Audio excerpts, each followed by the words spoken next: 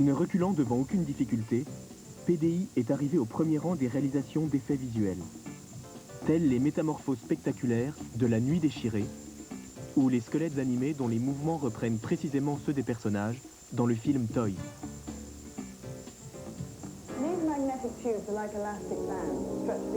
Dans Toys encore, un professeur donne un cours d'astrophysique avec un soleil et une terre animés et en 3 dimensions.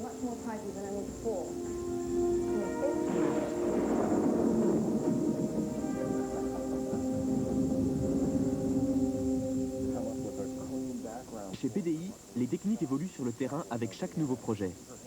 Les effets visuels de Heart and Souls sont l'œuvre de Jamie Dixon, assisté de 12 animateurs.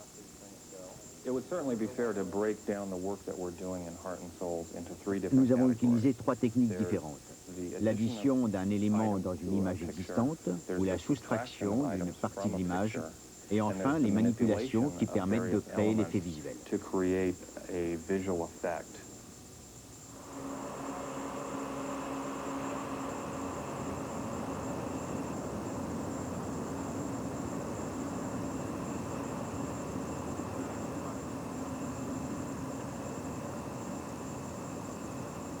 La soustraction numérique est une fabuleuse innovation pour les scènes de vol au cinéma. Avant, il fallait utiliser des filins aussi fins que possible pour les camoufler ensuite plus facilement. Ce n'était pas très rassurant pour les acteurs. Maintenant, on peut prendre des câbles beaucoup plus gros. L'ordinateur les escamotera sans problème.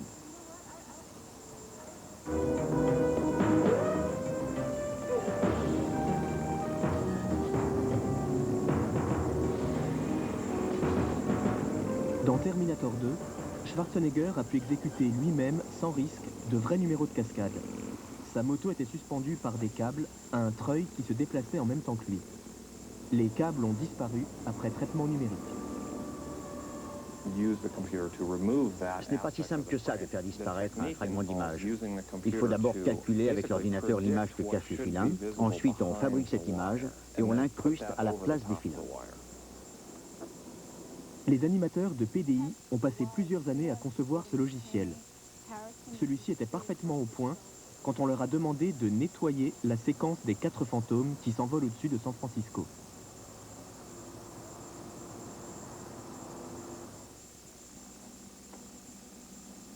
Ce travail a été confié à Amy Slate, qui avoue n'avoir jamais eu à traiter une séquence aussi complexe. Il y a beaucoup de câbles répartis sur toute l'image et le plan est assez long. Il y a un mouvement de caméra, des gens qui bougent, des étincelles, des flashs, de la fumée, des filins qui passent devant les acteurs. Bref, tous les problèmes possibles sont réunis dans ce plan.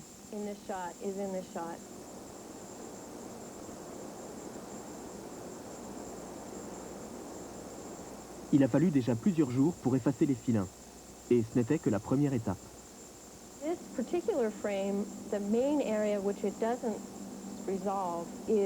Sur cette image, il y a un endroit particulièrement délicat, là où les filins passent devant le visage de ce personnage. Je prends sur l'image précédente un fragment du visage avant qu'il soit traversé par le filin, je le copie et je le colle sur les images où le filin apparaît.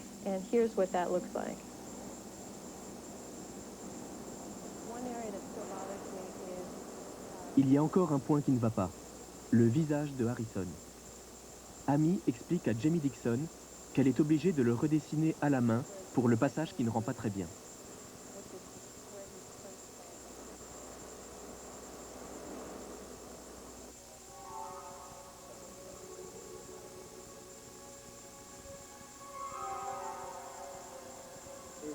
Autre exploit des animateurs de PDI, le plan où l'on voit les 4 fantômes se volatiliser dans l'espace. Il a fallu dessiner les contours du corps de chaque acteur, créer à partir de ce dessin une forme mouvante et l'incruster sur l'image dans le sillage des fantômes. Le traitement numérique est l'instrument de toutes les tricheries. Avec quelques manipulations, un acteur pas très doué pour le baseball passera pour un champion si on modifie la trajectoire de ses balles. Démonstration dans Gentleman Babe. Ça a demandé du temps, mais on a réussi à faire arriver les balles exactement dans le gant du joueur voulu. Toujours grâce aux ordinateurs de PDI, Jamie Dixon a donné un petit air 1920 aux tribunes. Il a même fabriqué le public qui remplit le stade. Une belle économie pour la production. Le recours au trucage numérique permet aussi d'improviser en cours de tournage. Dans Heart and Souls, le réalisateur a été amené à modifier plusieurs scènes. Jamie m'a souvent suggéré de changer la caméra de place ou de modifier l'action pour rendre l'effet encore plus spectaculaire. C'est le cas dans la scène où Robert Downey Jr. se fait attaquer avec un tisonnier en présence du fantôme de Julia. Au moment de la prise, Jamie Dixon propose un changement au script. Pourquoi ne pas faire passer le tisonnier à travers le corps de Julia? L'idée est adoptée. On décide donc de tourner la scène sans le tisonnier. Celui-ci sera créé avec l'ordinateur et intégré ultérieurement.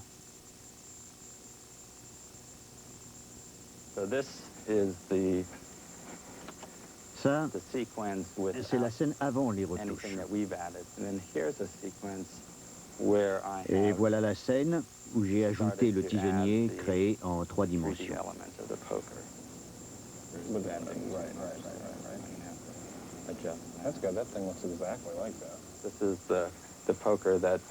Jamie m'a apporté le modèle, le tisonnier avec lequel ils auraient dû tourner. J'ai pris ces mesures exactes pour en faire une réplique sur l'ordinateur. Il ne reste plus qu'à l'intégrer à la scène, image par image.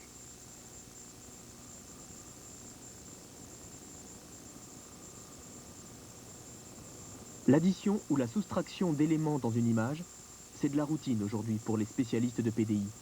Par contre, il reste à l'avant-garde pour la manipulation numérique, comme dans ce clip de David Byrne.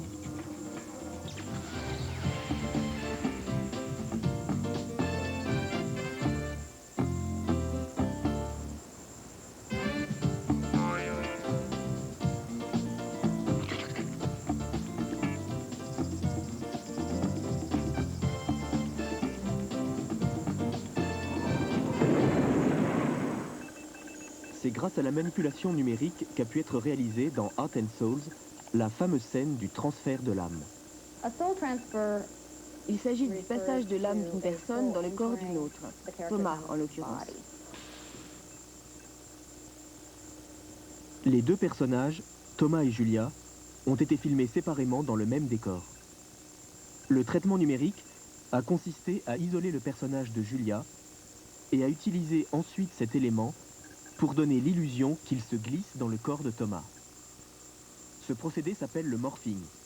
L'ordinateur crée les images intermédiaires qui permettent d'opérer la fusion entre les deux personnages. Il faut faire une incrustation en couches multiples. Animées séparément, les couches apparaissent en fondu et redisparaissent en fondu, donnant l'impression que Julia avance vers Thomas.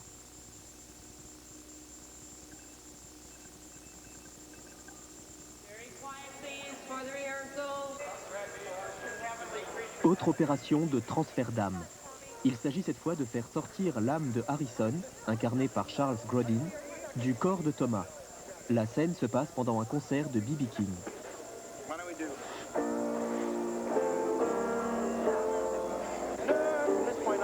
Le compositeur explique aux musiciens comment interpréter l'hymne national que chantera Thomas.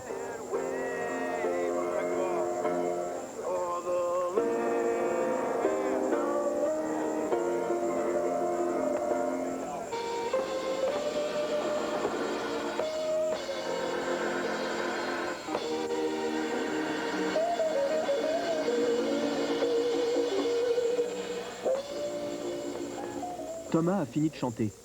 En fait, c'est le fantôme de Harrison qui chante à sa place et qui quittera le corps de Thomas au moment du salut. Pour pouvoir réaliser à l'ordinateur un effet satisfaisant, Jamie Dixon explique aux deux acteurs qu'ils devront jouer la scène en faisant exactement les mêmes gestes au même rythme.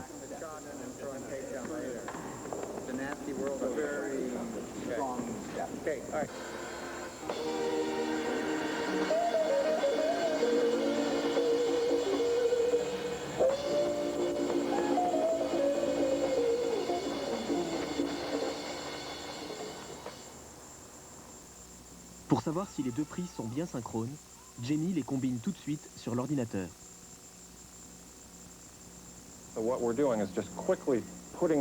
Ce qu'on fait, c'est d'assembler rapidement ces deux prises. De cette façon, on obtient une sorte de brouillon du plan final, qu'on pourra soumettre au réalisateur 1 ou 2 jours seulement après le tournage.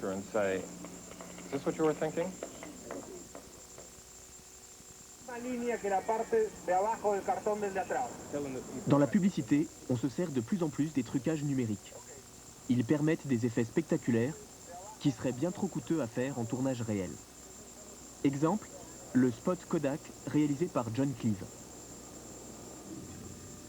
Sur le terrain, une petite équipe de tournage et 200 figurants. L'informatique fera le reste.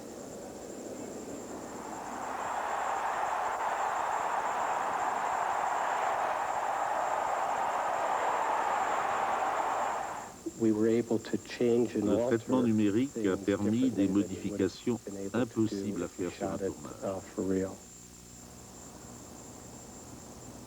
Le studio Robert Greenberg de New York, choisi pour ce film, a une réputation de pionnier en matière de trucage numérique. On garde les prises réelles des figurants pour les gros plans. Les plans larges sont une combinaison de prises de vue d'un public au cours d'un match quelconque et d'images de synthèse. Pour remplir le stade, on a pris des images de quelques personnes assises dans les tribunes et on les a dupliquées. Il a fallu 2 infographistes à temps complet pendant 8 semaines pour fabriquer ce public. Les éléments inutiles sont supprimés grâce au procédé de soustraction numérique. L'opération inverse permet d'ajouter à l'arrière-plan une ville et un ciel étoilé. La confection des photos géantes, composées chacune de 3 à 4 000 panneaux, est plus complexe.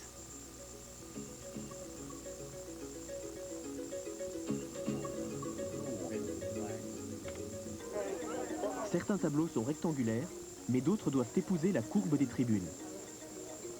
Pour les premiers, Joe Francis a dessiné une grille qu'on pourra retravailler en perspective pour qu'elle suive l'inclinaison des sièges. Pour les zones en courbe, où les sièges sont plus serrés dans les rangs du haut, il a fallu faire un modèle avec des panneaux qui se chevauchent. Les images sont réalisées à partir de photos. La pellicule 35 mm est scannée et enregistrée en numérique sur un photo-CD. Après quoi, on peut manipuler les photos à volonté, sans aucune perte de définition.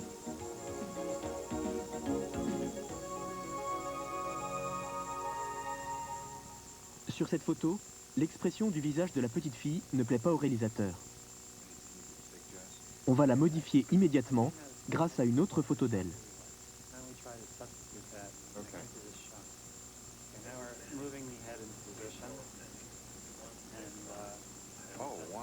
Étape suivante, le mapping.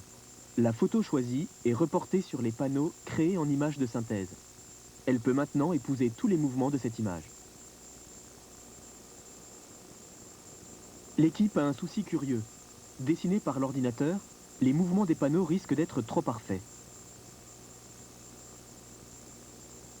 Par souci de réalisme, l'infographiste va les rendre plus anarchiques. Il définit d'abord le mouvement type des panneaux avec 3 paramètres. Vitesse, rotation, hauteur à laquelle le panneau est levé.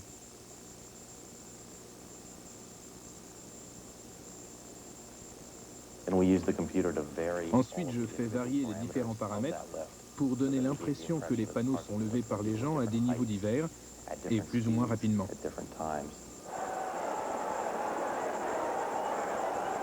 Pour parfaire l'imperfection, Joe programmera l'ordinateur de façon à ce que certains panneaux soient levés très tard ou même à l'envers. Ce contrôle très précis permet de modifier le tableau à n'importe quel endroit. On obtient ainsi des zones très nettes et d'autres moins.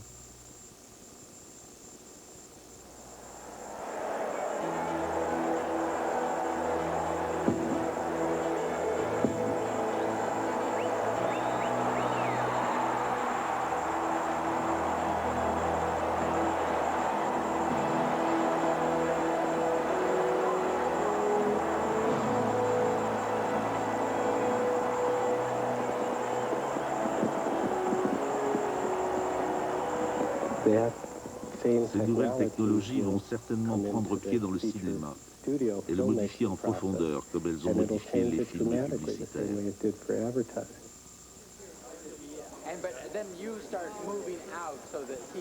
Les effets numériques offrent aux cinéastes une souplesse et une liberté qu'ils ne soupçonnent pas.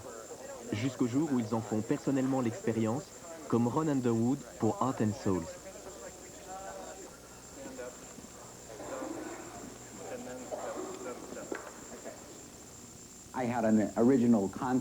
Au départ, j'avais une idée précise des effets que je voulais. J'avais des storyboards. Quand on a commencé à travailler avec PDI, ils ont modifié des tas de choses. Et nous avons obtenu des effets que je n'aurais même pas imaginés.